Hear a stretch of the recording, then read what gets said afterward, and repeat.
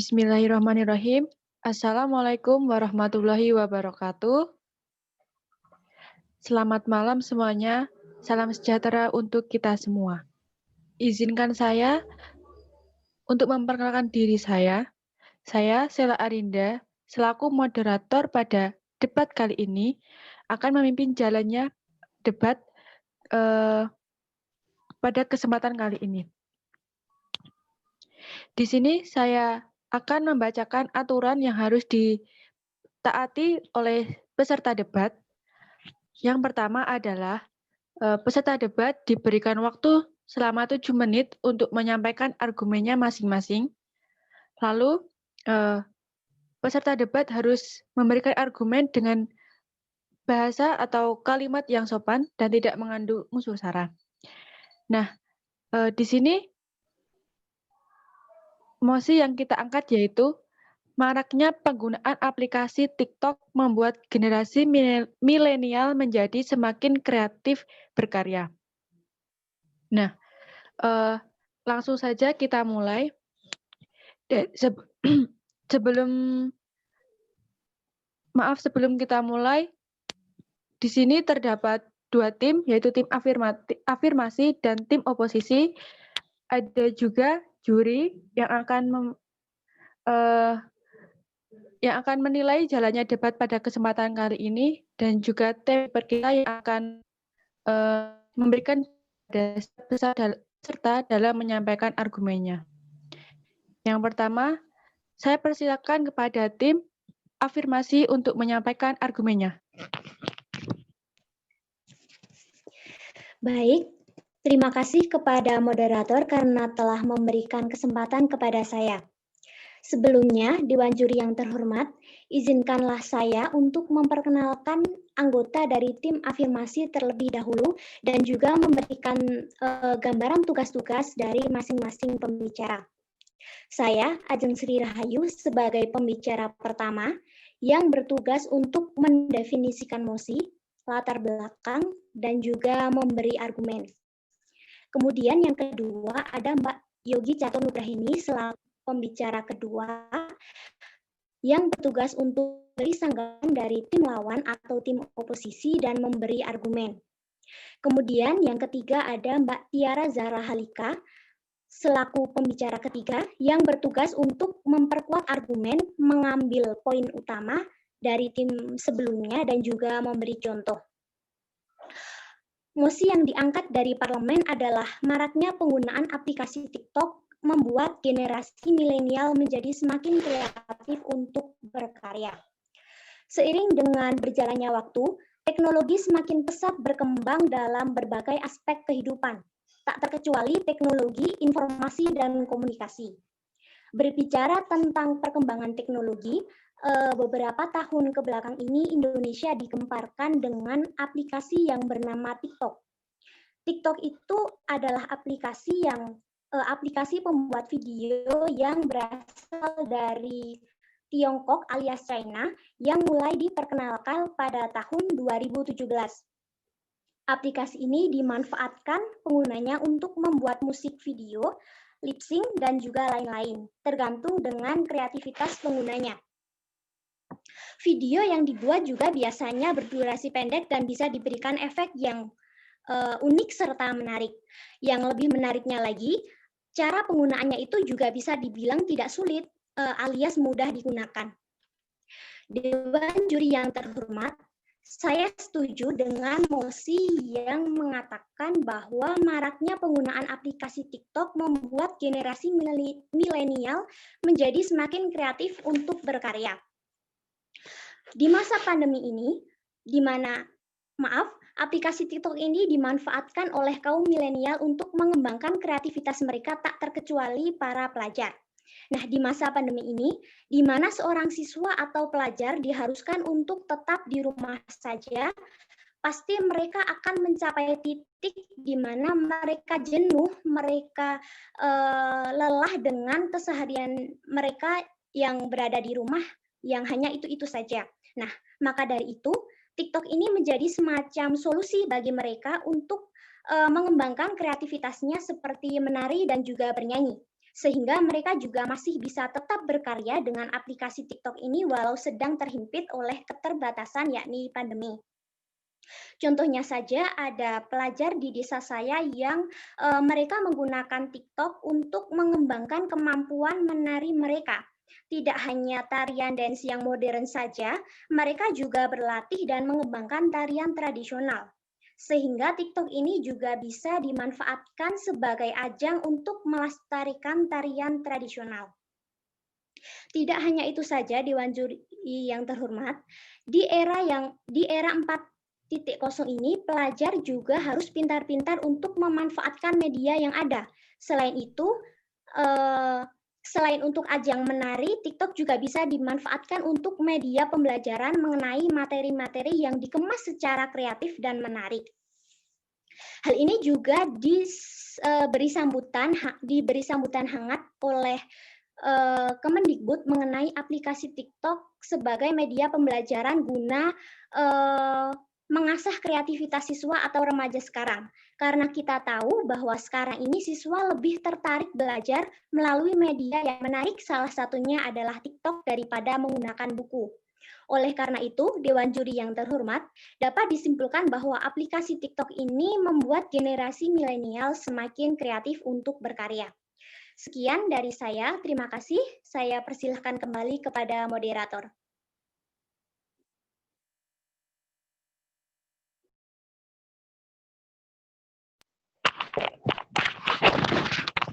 Baik, terima kasih kepada Saudara Ajeng yang telah menyampaikan pendapatnya. Dilanjutkan dari tim oposisi pertama untuk menyampaikan pendapatnya.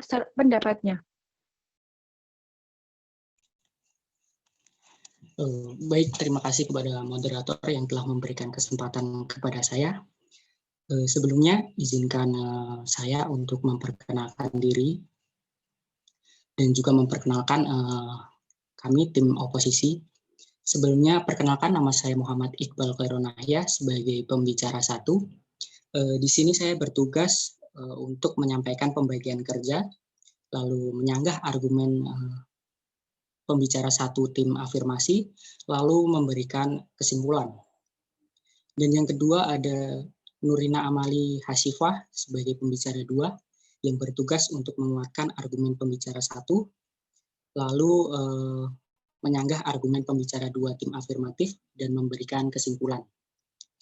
Dan yang ketiga ada Fitria Anis sebagai pembicara 3 yang bertugas menguatkan argumen pembicara 1 dan 2 serta memberikan kesimpulan.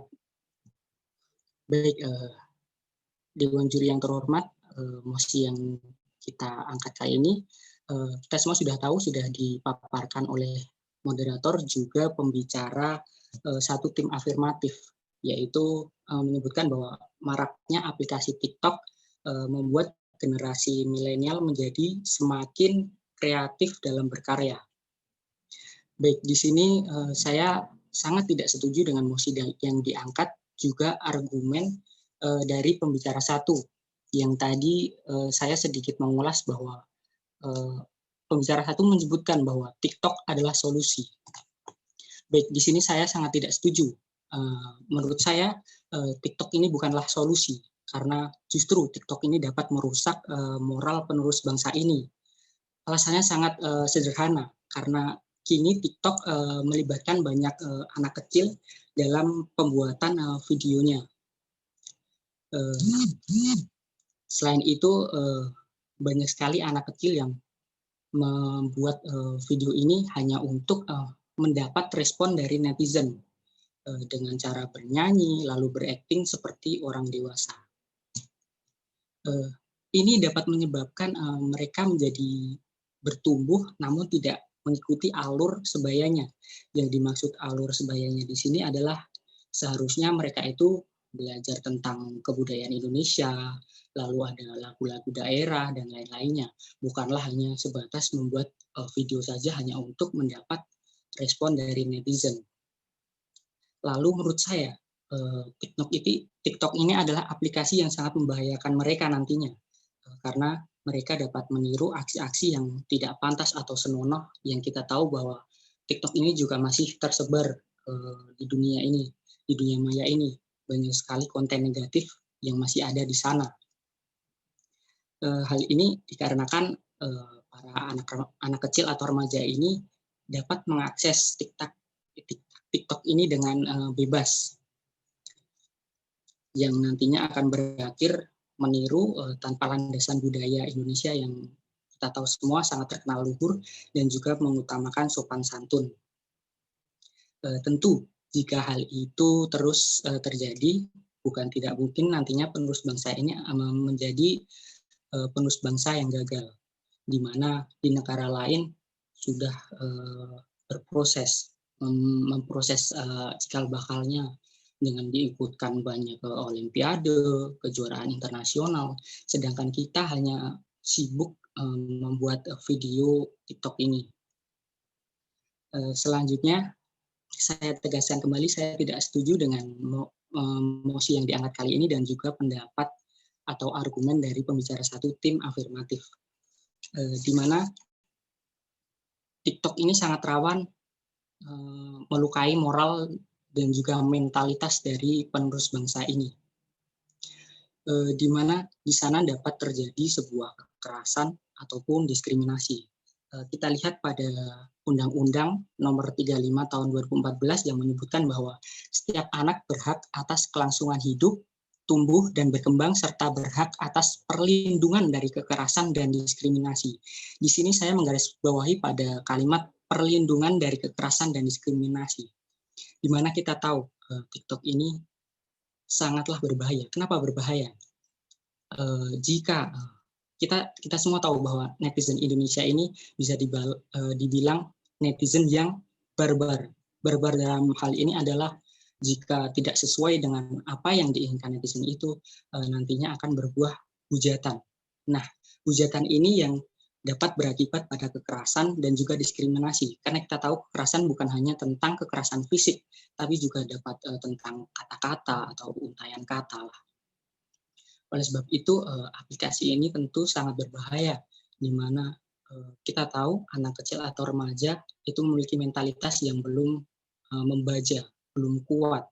Oleh karena itu, dengan hujatan dari netizen, nantinya akan membuat mentalitas ini menjadi buruk dan nantinya berakibat pada kelangsungan bangsa ini nantinya. Yang kita tahu, anak kecil atau remaja ini nantinya akan menjadi penerus bangsa ini.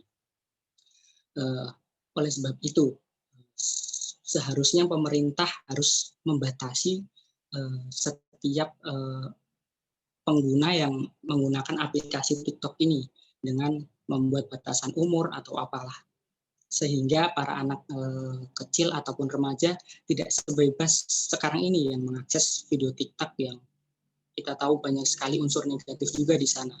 Jika tidak ada filter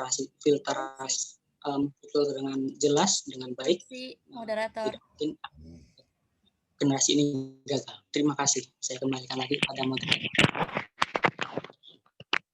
Baik, pada Saudara Iqbal, terima kasih. Saudara Tiara, tadi sebelum ingin interupsi? Interupsi. Tadi Saudara Iqbal mengatakan bahwa aplikasi TikTok berbahaya bagi remaja. Padahal ya, sebelum pada tahun 2018, TikTok ini dinobatkan sebagai menerima penghargaan dari Google Play sebagai aplikasi paling menghibur dan aplikasi terbaik. Jadi TikTok ini bukan aplikasi yang membahayakan. Sekian. Di sini bicara tentang menghibur. Menghibur di sini belum tentu baik untuk anak kecil. Kita tahu seperti banyak film kartun yang juga di-banned oleh pemerintah dikarenakan berbahaya. Itu film kartun. Sedangkan ini TikTok yang ada batasan umur di sana, tapi tetap saja anak kecil dapat mengaksesnya dengan bebas. Ini akan membuat berbahaya mentalitas anak kecil itu. Karena sekali lagi saya tegaskan bahwa kita tahu anak kecil itu tidak memiliki mental yang sekuat kita. Sekuat kita yang dimaksud adalah dewasa. Mereka masih seperti anak kecil yang harusnya bermain tradisional kah atau apakah, bukan saatnya untuk bermain TikTok seperti ini. Ini akan mengakibatkan mentalitas mereka menjadi bapuk yang berakibat pada kelangsungan bangsa ini nanti. Tentu jika ini tidak segera dibereskan, nantinya kelangsungan bangsa ini akan terganggu.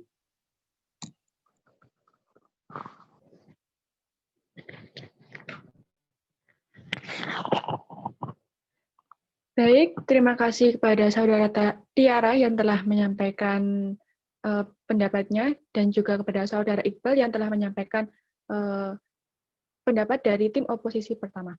Selanjutnya kepada tim afirmasi 2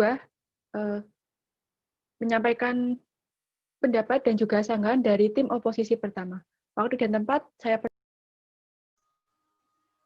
Baik, terima kasih kepada moderator yang sudah memberikan kesempatan kepada saya.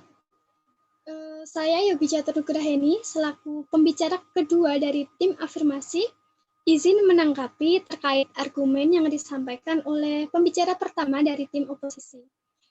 Saya kurang setuju dengan pendapat Anda mengenai yang mengatakan bahwa TikTok ini merusak moral anak-anak dalam pembuatan videonya. Jadi sebelum saya menyampaikan argumen saya akan memberikan informasi kepada teman-teman bahwa di TikTok ini sudah memiliki fitur baru yakni bernama Family Safety Mode. Nah, mode ini adalah fitur baru sebagai mode pengamanan keluarga atau mode anak.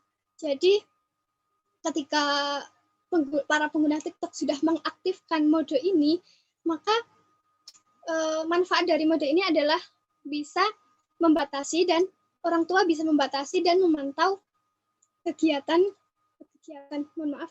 memantau anak-anak dalam menggunakan aplikasi TikTok ini. Maaf interupsi. Iya. Kita semua tahu kan anak kecil milenial. Kita akan membahas tentang milenial. Di sini saya juga melihat banyak juga anak kecil yang sudah memakai HP atau gawai sendiri tanpa pengawasan orang tua. Lalu itu bagaimana?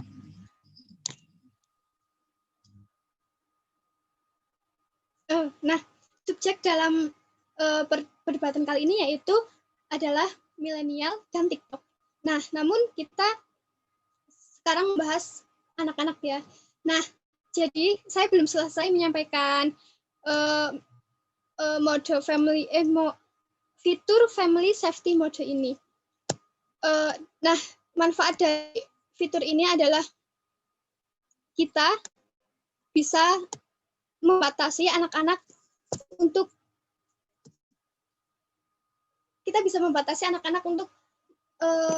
membawa HP tersebut. Jadi ada batasan waktunya. Misal kita jadi orang tua bisa memantau dari waktu 1 jam. Nah, ketika 1 jam itu udah berakhir, maka aplikasi TikTok itu bisa berhenti. Jadi sudah tidak bisa digunakan kembali. Lalu kemudian manfaat dari fitur ini adalah membatasi konten-konten yang kira-kira tidak sesuai dengan usianya. Jadi anak-anak itu kan sangat sensitif dengan beberapa konten-konten yang kira-kira kurang mendidik. Nah, dalam fitur ini, manfaatnya itu dapat menjaga anak-anak dari konten-konten tersebut. Nah, sebelum saya menyampaikan kembali terkait argumen hal ini, sebelumnya saya akan menjelaskan sedikit perkembangan TikTok di Indonesia itu. Awalnya kan tadi sudah dijelaskan oleh pembicara pertama bahwa aplikasi TikTok ini diciptakan oleh perusahaan asal Cina di tahun 2017. Namun sebelumnya sebenarnya aplikasi TikTok ini diciptakan pada tahun 2016 dengan nama aplikasi Douyin.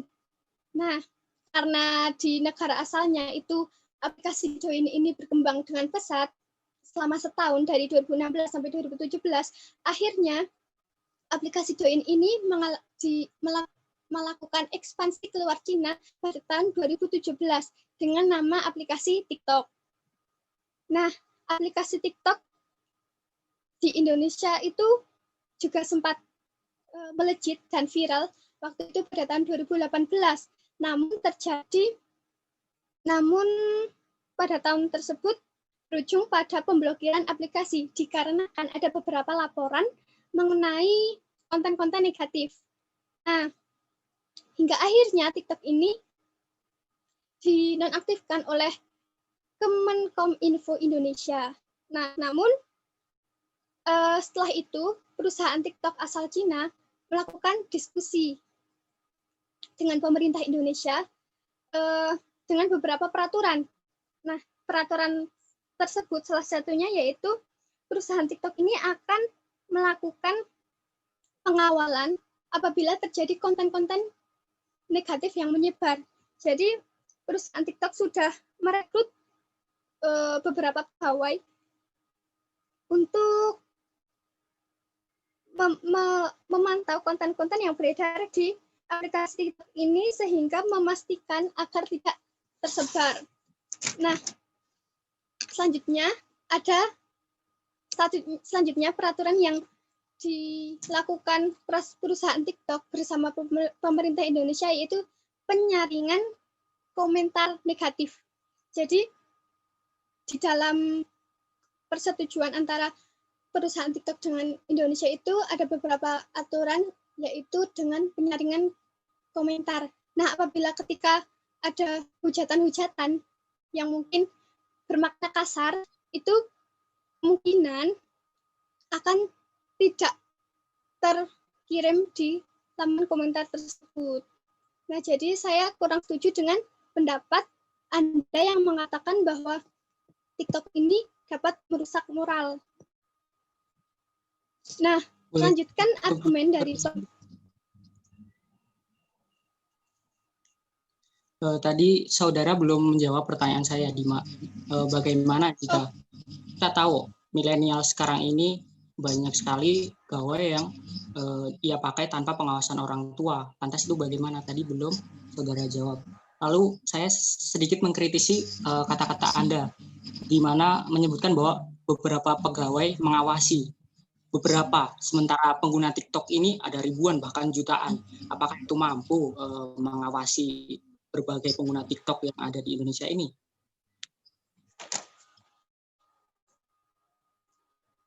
Terkait pertanyaan millennials ya.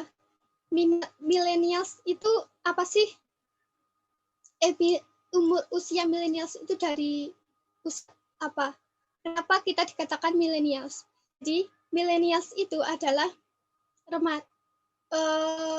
angkatan-angkatan dari angkatan tahun millennials itu adalah angkatan ketika perkembangan teknologi itu muncul. Jadi kurang lebih kalau saya bisa mengatakan mungkin dari angkatan 90-an hingga 2000-an. Nah, anak-anak sekarang bisa dikatakan millennials seperti anak-anak sekarang, anak-anak SD ya, itu diberi HP. Nah, menurut saya pembicara kedua tim afirmatif, waktunya sudah habis.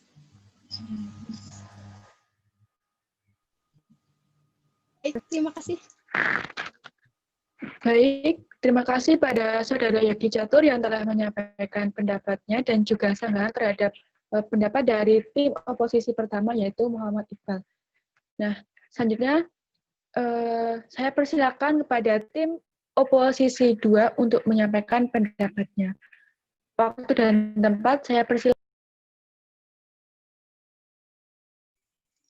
Assalamualaikum warahmatullahi wabarakatuh. Sebelumnya terima kasih kepada moderator yang telah memberikan saya kesempatan untuk menyampaikan argumen-argumen saya dan menyanggah pendapat dari tim afirmatif. Nah, sebelumnya tim afirmatif belum menyampaikan argumen yang relevan berkaitan dengan mosi pada debat sekarang ini.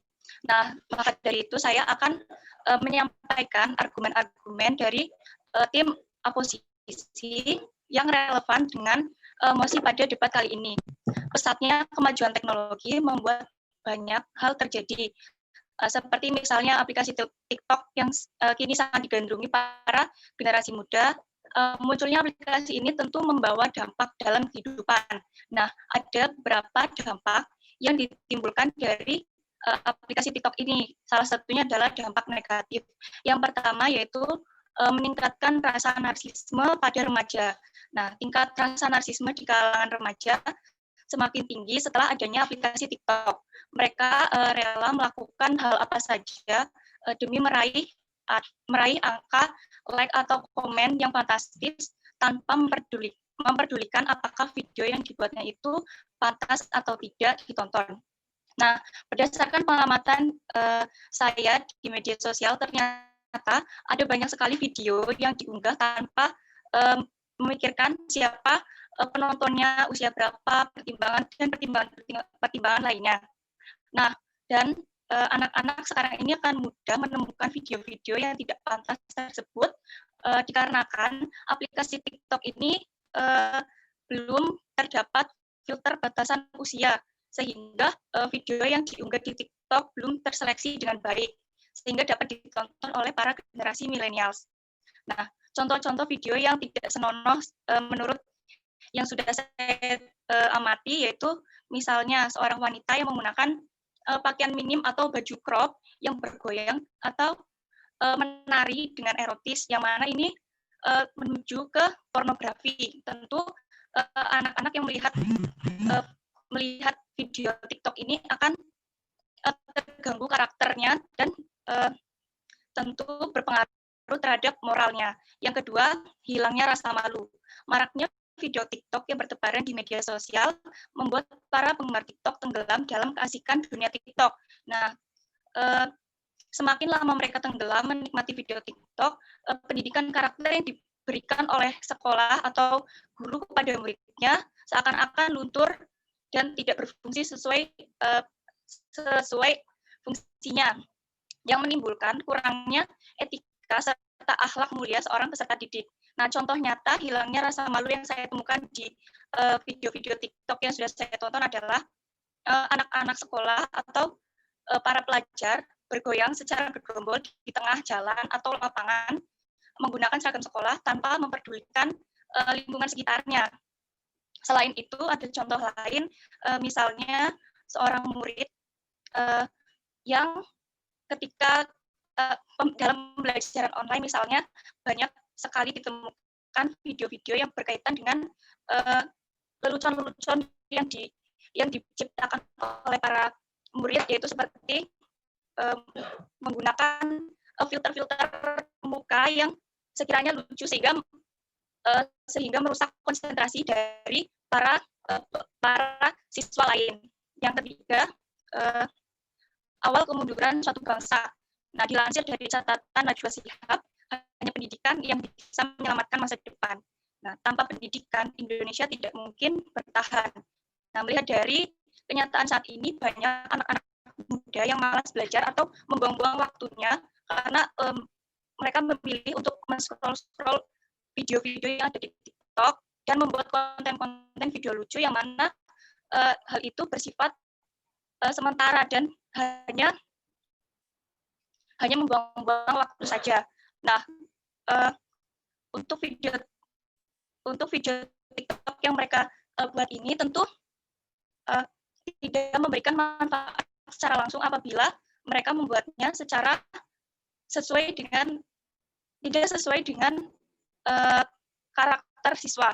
Nah, Dewan Juri yang terhormat, saya tidak setuju dengan mosi pada jalannya debat pada kali ini, yaitu maraknya penggunaan aplikasi TikTok membuat generasi milenial menjadi semakin kreatif berkarya. Nah, seperti yang sudah saya sampaikan tadi, ada banyak sekali dampak negatif yang lebih berbahaya dari aplikasi TikTok ini. Terlebih, orang tua tidak dapat sepenuhnya memantau apa yang telah ditelusuri oleh anaknya. Nah, oleh karena itu, saya tidak setuju, dan saya tegaskan lagi bahwa saya tidak setuju dengan mosi pada jalannya debat kali ini. Terima kasih, saya kembalikan kepada moderator. Silakan.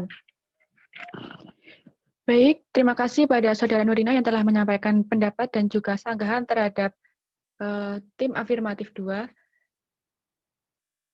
Selanjutnya dari tim afirmatif 3 untuk menyampaikan pendapat. Waktu dan tempat saya. Ya, terima kasih. Sebelumnya saya sampaikan kepada moderator yang telah memberikan kesempatan pada saya.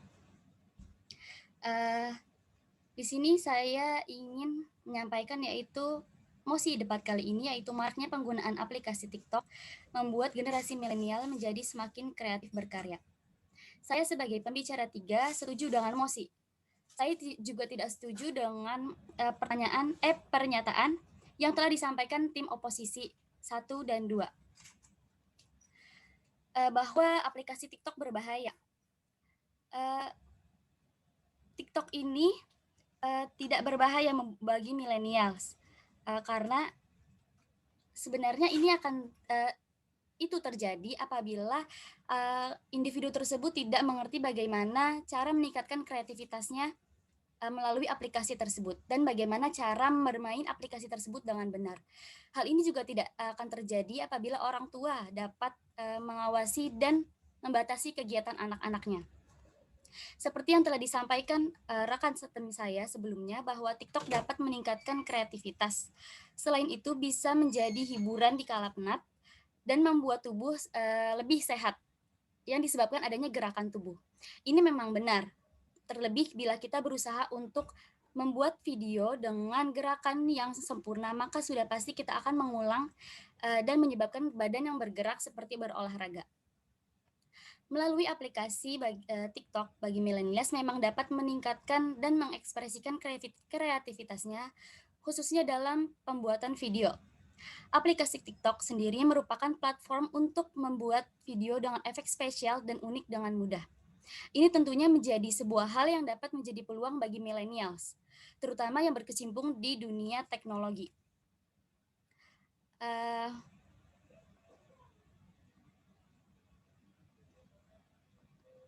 Selain itu, hal yang dapat menjadi peluang bagi millennials yaitu millennials dapat mengumpulkan pundi-pundi uang yang bisa dikantongi. Tentunya ada cara yang dapat dilakukan. Ini dibuktikan dengan pada masa awal pandemi COVID-19, sekitar bulan Maret, aplikasi TikTok akhirnya berhasil meraih penghargaan Most Valuable Startup in the World.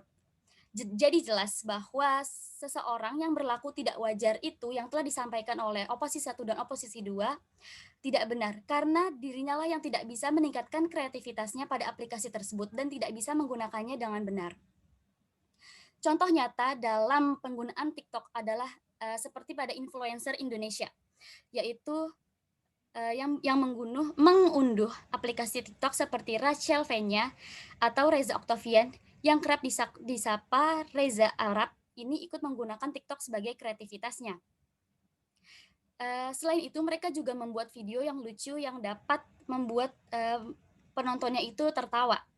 Sedangkan untuk influencer luar negeri, ada seperti Ashika Bhatia dan Lauren Gray yang bisa meraup hingga Rp60.000 per pengikut mereka yang mereka punya untuk satu postingan.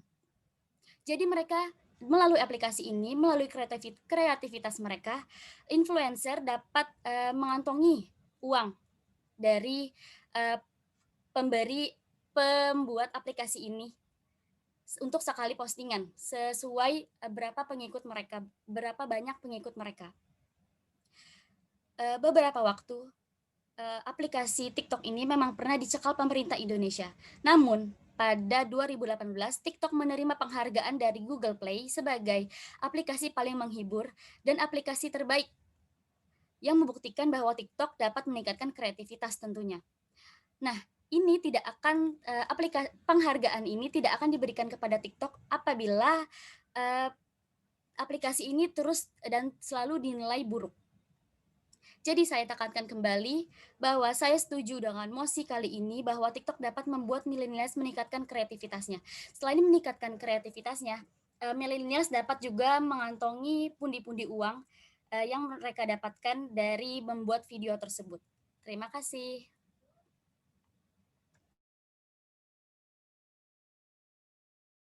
persilahkan. Baik, terima kasih pada Saudara Tiara yang telah menyampaikan pendapat dan juga sanggahannya terhadap pendapat dari tim oposisi 2. Selanjutnya, saya persilakan kepada tim afirmasi 3 untuk menyampaikan pendapat. Waktu dan tempat saya persilahkan.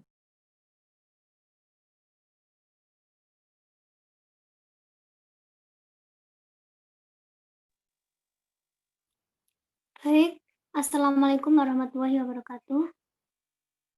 Terima kasih sebelumnya kepada moderator atas kesempatan yang diberikan. Saya dari tim oposisi ingin menyampaikan bahwa kita tidak setuju dengan mosi pada debat kali ini, yaitu maraknya penggunaan aplikasi TikTok membuat generasi milenial menjadi semakin kreatif berkarya. Namun, seperti yang telah disampaikan oleh rekan saya, yaitu pembicara 1 dan 2, aplikasi TikTok ini memberikan banyak sekali dampak negatif, yaitu merusak moral bangsa, meningkatnya rasa narsisme, hilangnya rasa malu, serta awal kemunduran suatu bangsa. Seperti pada contoh nyata dalam kehidupan sehari-hari kita, atau lebih tepatnya dalam kehidupan sehari-hari saya atau lingkungan saya, terdapat milenial atau anak yang pada sekarang ini, pada masa pandemi ini, pembelajaran online, sedangkan dia tidak melakukan pembelajaran.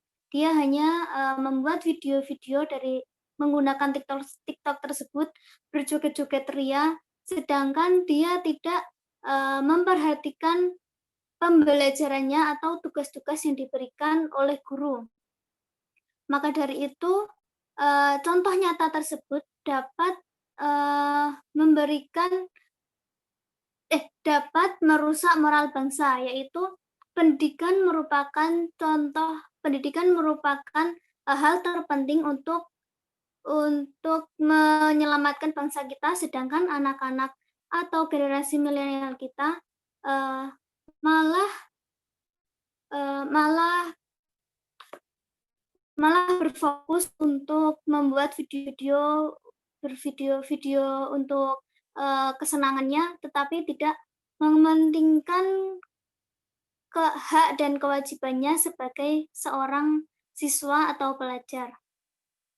Selain itu, aplikasi TikTok dapat diakses dari berbagai umur, sehingga dapat merusak mentalitas anak, yaitu adanya haters seperti yang telah disampaikan oleh pembicara 1 dan 2. Kemudian awal kemunduran suatu bangsa. Seperti yang telah saya sampaikan tadi, pendidikan merupakan salah satu yang dapat menyelamatkan bangsa kita. Sedangkan anak-anak dari generasi milenial kita malah berfokus pada pembuatan video-video TikTok untuk kesenangannya saja. Mungkin banyak di antara Anda yang juga mengetahui mengenai anak-anak tersebut, baik di lingkungan sekitar atau bahkan adik atau saudara kalian sendiri. Jadi saya tekankan lagi bahwa tim kita tidak setuju dengan mosi pada debat kali ini, yaitu aplikasi TikTok membuat generasi milenial menjadi semakin kreatif berkarya. Itu saja yang dapat saya sampaikan. Terima kasih.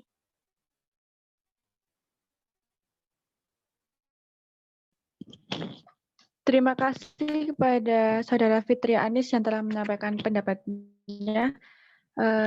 Sekarang saya persilakan untuk tim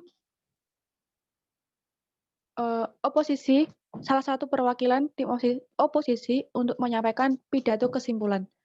Waktu dan tempat saya persilakan. Ya, terima kasih kepada moderator yang telah memberikan kesempatan kepada saya, pembicara 2 tim oposisi, untuk menyampaikan kesimpulan dari jalannya debat yang sedang dilakukan ini. Nah, kesimpulannya, TikTok dapat merusak moral penerus bangsa. Walaupun memiliki dampak yang positif, ada banyak sekali dampak negatif yang ditimbulkan dari video-video TikTok yang telah beredar. Yang pertama, banyak ditemukan video TikTok yang melibatkan anak-anak di bawah umur dalam pembuatannya hanya demi mendapatkan banyak reaksi netizen. Padahal hal ini dapat menjadikan mereka tumbuh dengan tidak mengikuti alur sebaliknya, seperti mempelajari budaya-budaya daerah, bersosialisasi dengan keluarga dan teman-teman sekitar, dan lain-lain. Yang kedua, tingginya tingkat rasa narsisme pada penerus bangsa membuat mereka melakukan tindakan apa saja seperti tindakan-tindakan yang tidak pantas untuk ditonton, bahkan menjurus pada pornografi yang tentu merusak moral anak bangsa. Yang ketiga, para generasi millennials hanya ingin terlihat ngehits dan kekinian. Banyak ditemukan para generasi muda yang sudah tidak memiliki rasa malu saat membuat konten-konten TikTok, yang mana hal ini mencemari karakter generasi muda Indonesia. Yang keempat, maraknya penggunaan aplikasi TikTok juga berdampak negatif pada proses belajar mengajar, karena siswa lebih berfokus untuk berselancar di aplikasi TikTok, dan banyak ditemukan siswa-siswa yang malas belajar karena mereka sudah asik dengan aplikasi TikTok tersebut. Nah, solusi yang dapat kelompok oposisi ini berikan yaitu yang pertama, matikan notifikasi. Dengan begitu kita dapat berkonsentrasi pada tugas harian dan tidak terganggu notifikasi. Yang kedua, cari hobi baru. Kita dapat mencoba hal-hal baru untuk mengisi waktu luang, misalnya belajar memasak, belajar memainkan alat musik yang tentunya lebih bermanfaat daripada berselancar di aplikasi TikTok. Yang ketiga, perbanyak bersosialisasi dengan keluarga sehingga kecanduan kita terhadap TikTok dapat teralihkan. Sekian pada moderator. Baik, terima kasih Saudara Nurina yang telah menyampaikan pidato kesimpulan. Selanjutnya dari tim afirmasi untuk menyampaikan pidato kesimpulannya. Waktu dan tempat saya persilakan. Baik, terima kasih kepada moderator karena telah memberi kesempatan kepada saya untuk menyampaikan pidato kesimpulan. Jadi, TikTok adalah aplikasi yang dimanfaatkan oleh masyarakat, khususnya pada kalangan milenial. TikTok dimanfaatkan untuk mengembangkan kreativitas kaum milenial, di antaranya sebagai media pengembangan bakat, baik menyanyi dan menari untuk tetap produktif di masa. Kemudian yang kedua, media secara kreatif dan menarik, karena kita tahu sekarang ini anak-anak itu lebih respect terhadap media, terhadap pembelajaran yang menarik, yang menghibur daripada membaca dengan sebuah buku seperti itu. Kemudian di dalam TikTok juga membatasi tentang konten-konten yang dianggap sensitif, sehingga anak-anak dan kaum milenial bisa terfilter untuk mengakses video dari TikTok tersebut. Kemudian yang keempat adalah perusahaan TikTok dan pemerintah Indonesia juga bekerja sama untuk menutup komentar-komentar yang tidak baik. Kan bahwa maraknya penggunaan aplikasi TikTok ini memang benar membuat generasi milenial menjadi semakin kreatif untuk berkarya. Terima kasih. Waktu dan tempat saya kembalikan kepada moderator. Baik, terima kasih Saudara Ajeng. Sebelum saya memberikan kesempatan kepada timekeeper kita untuk memberikan gambaran terhadap debat kali ini, saya akan menyampaikan sedikit kesimpulan dari debat pada kesempatan kali ini. Bahwasanya TikTok merupakan sebuah aplikasi yang menuai kontroversi di kalangan masyarakat. Di kalangan masyarakat khususnya yaitu generasi milenial. Ada yang setuju terhadap mosi yang diberikan dan ada juga yang tidak setuju terhadap mosi yang diberikan. Selanjutnya kepada Saudara Alfi selaku timekeeper untuk memberikan gambaran terhadap debat yang telah dilaksanakan. Waktu dan tempat saya persilakan. Baik, untuk tim afirmasi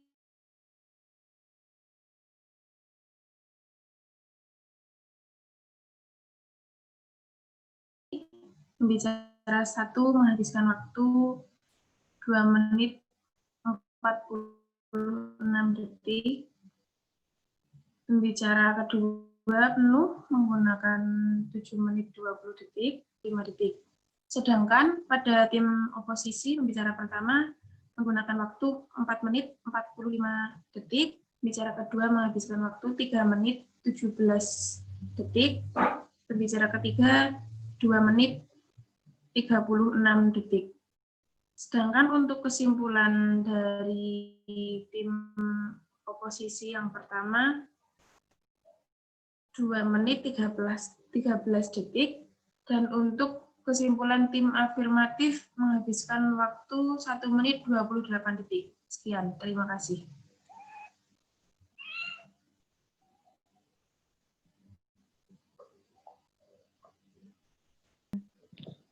Baik, terima kasih pada Saudara Alfi selaku timekeeper kita. Selanjutnya saya persilakan kepada Dewan Juri untuk memberikan gambaran terhadap jalannya debat kali ini dan juga memberikan penilaian bagi kedua tim. Waktu dan tempat saya persilakan.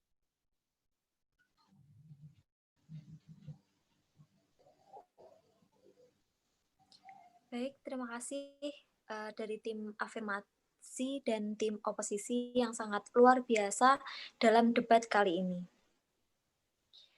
Nilai yang saya pertimbangkan menyangkut dari segi isi, gaya bahasa yang digunakan, strategi dalam masing-masing tim untuk menyanggah dan mengemukakan pendapatnya, serta waktu yang dihabiskan. Dan sudah kami pertimbangkan dari para juri bahwa tim afirmatif lebih memasukkan bukti dan analisis fakta dalam argumennya yang lebih kuat. Jadi, hasil nilai yang dihasilkan tim afirmasi lebih unggul daripada tim oposisi. Jadi, debat kali ini dimenangkan oleh tim afirmasi. Terima kasih.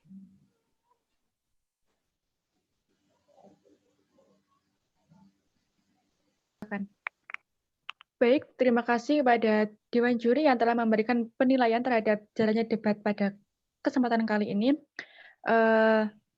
Dapat kita tarik kesimpulan bahwa aplikasi TikTok ini pasti menuai kontroversi, ada yang setuju dan ada juga yang tidak setuju. Kiranya kita dapat mengontrol dan juga membatasi diri terhadap apa yang kita gunakan agar tidak terjadi sebuah permasalahan khususnya bagi generasi milenial. Saya selaku moderator izin mengundurkan diri. Apabila saya dalam memandu jalannya debat pada malam hari ini banyak melakukan kesalahan, kiranya mohon dimaafkan. Terima kasih.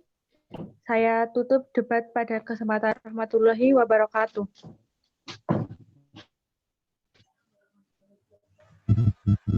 Waalaikumsalam.